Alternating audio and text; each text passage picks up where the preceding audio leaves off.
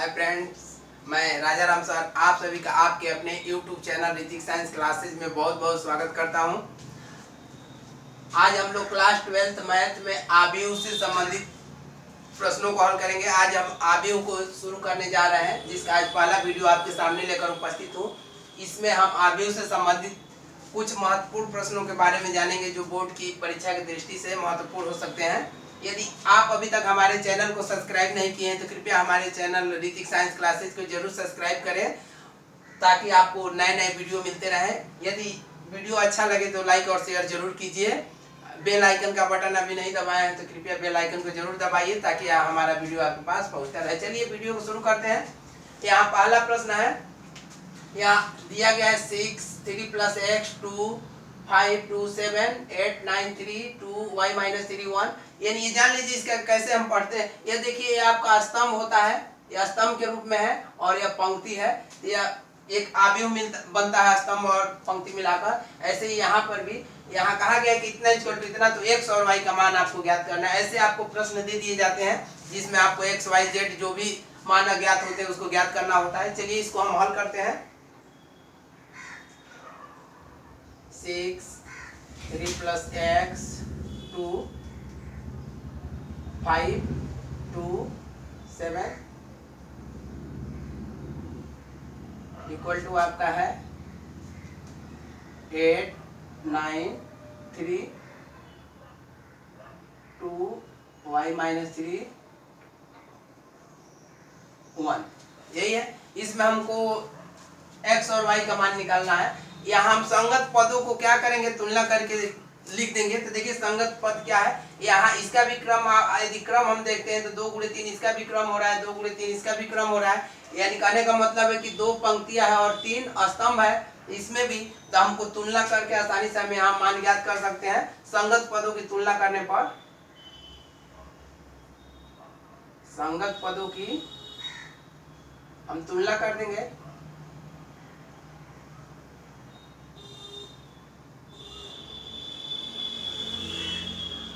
देखिए यहाँ किसके संगत, यहाँ 6 है तो 6 का संगत पद 8 है, 6 का। 3 + x का संगत पद क्या है, 9 है। तो हम इसी की तुलना करेंगे। यहाँ लिख देंगे 3 + x = इसका संगत पद 9 है। 9 समीकरण इस चाहिए तो हम इसको 1 मान लेंगे।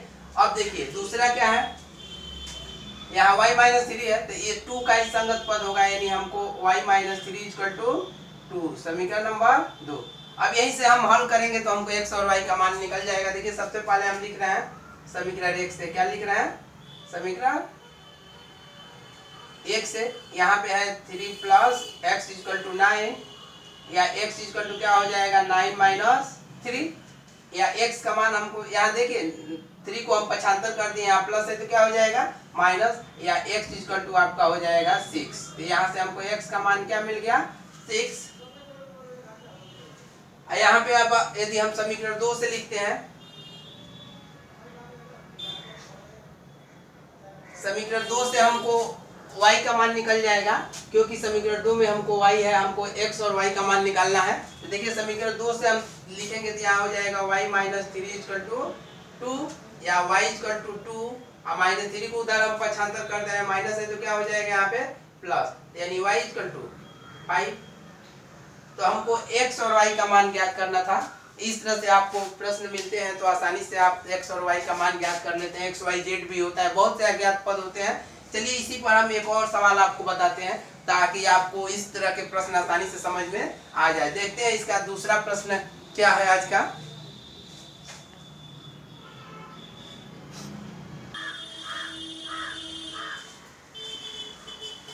यह अगला प्रश्न है हमारा। इसमें हमको x y z का मान ज्ञात करना है। जैसे पहला प्रश्न था, सेम उसी टाइप का प्रश्न है, लेकिन थोड़ा सा उससे बड़ा हो सकता है, लेकिन आसान सवाल है। चलिए इसको देखते हैं कैसे हम हल करेंगे।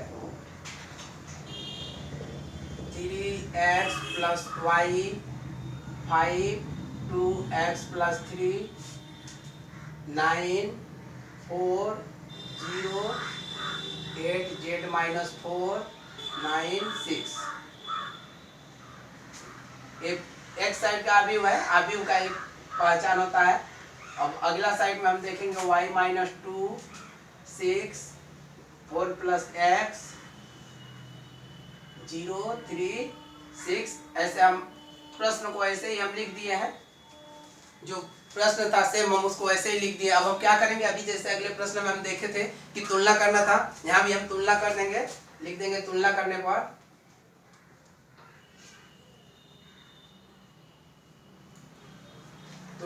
देखिए हमको सबसे पहले मिल रहा है 3x प्लस वाई, इसका एक किसके बराबर हो रहा है, इक्वल टू y माइनस 2। समीकरण नंबर हम 1 मान ले रहे हैं।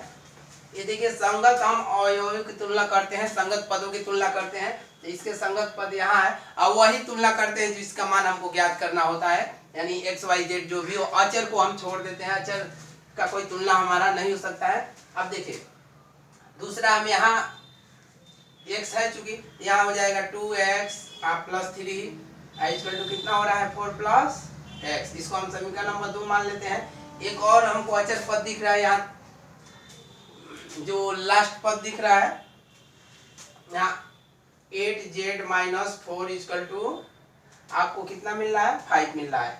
यहाँ हमको 3 समीकरण मिल रहा है। इन तीनों समीकरणों को हम हल करके x y z का मान निकाल सकते हैं। सबसे पहले हम समीकरण 2 को हल करेंगे, क्योंकि समीकरण 2 से हमको x का मान निकल जाएगा और x का मान हम समीकरण 1 में रखकर किसका मान निकाल सकते हैं, यहाँ से y का, यहाँ से हमको z का मान समीकरण 3 से z का मान निकाल सकते हैं। चलिए देखते हैं, इसको हम मिटा रहे हैं ऊपर से।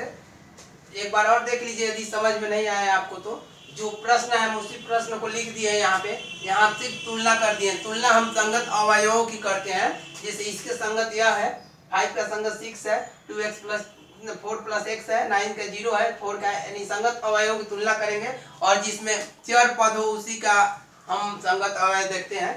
तो यहाँ 3 समीकरण हमको मिल चुका है, हम तीनों को हल करेंगे तो x y z का मान निकल जाएगा।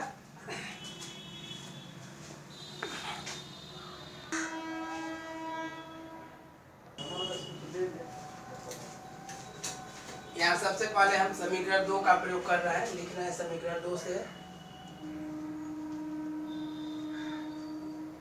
यहाँ देखिए समीकरण 2 क्या है, यहाँ 2x plus 3 equal to 4 plus x। यहाँ हमारा समीकरण 2 लेने का तात्पर्य यह था कि यहाँ पे हमको आसानी से x का मान यहाँ से निकल सकता है, तो हम चर और अचर को एक पास करते हैं। तो चर यहाँ पे है 2x और इधर राइट हैंड साइड में x, इसको पक्षांतर कर देंगे।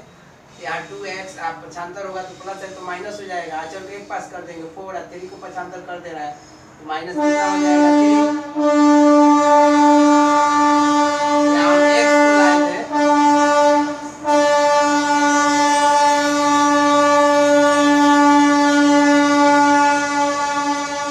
इस तरह से हम 2x में से x घटाएंगे तो यहाँ हमको x मिल जाएगा। यहाँ 3 को पक्षांतर कर दिए थे, यहाँ पे हो जाएगा 4 माइनस 3, 4 में से 3 घटाएंगे आपका हो जाएगा 1। तो हमको x का मान कितना मिल गया, 1 मिल गया। अब x का मान हम क्या करेंगे, समीकरण 2 में रख देंगे। समीकरण 2 में रखकर हम किसका मान निकाल सकते हैं, y का मान निकाल सकते हैं। तो यहाँ लिख रहे हैं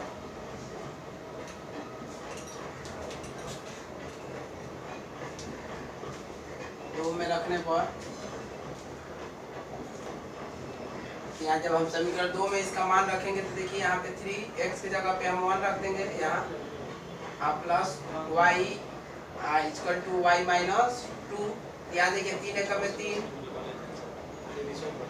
y इसको y से इधर ला देते हैं, इक्वल टू माइनस 3 और 3 जाएगा तो भी क्या हो जाएगा -3, यानी y का मान यहाँ 0 हो जा रहा है। ध्यान दीजिएगा, क्योंकि y 0 हो जा रहा है तो इसलिए यहाँ पे हमारा y का मान क्या हो जाएगा, यहाँ पे y का मान 0 हम मान लेंगे, क्योंकि y में से y घट गया, यही y स्वयं 0 हो जा रहा है। नहीं तो यहाँ पे कितना होगा, हम इस यहाँ हम लिख दे रहे हैं 0y, ऐसे लिख दीजिए 0y इक्वल टू -6, या यहाँ से हमको क्या मिलेगा y इक्वल टू क्या हो जाएगा 0 हो जाएगा, यानी y का मान हमको 0 मिल गया। अब हमको क्या करना है, यहाँ हमको समीकरण 3 से z का मान निकालने के, यहाँ हम लिख दे रहे हैं समीकरण 3 से।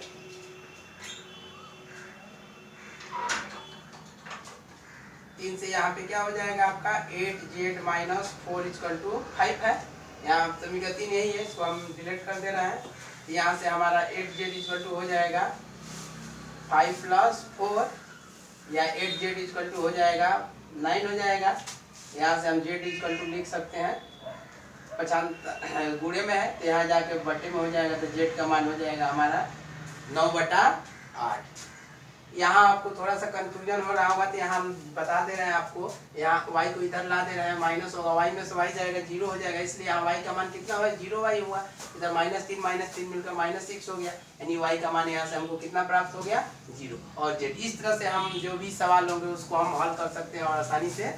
तो ये आज हमारा पहला वीडियो था जो आबीव से संबंधित था। इसी क्रम में हम कंटिन्यू इस वीडियो को बढ़ाएंगे। अगले वीडियो में हम आबीव से संबंधित कुछ और प्रश्न लेकर हाजिर होंगे जो गूढ़ा से संबंधित होगा।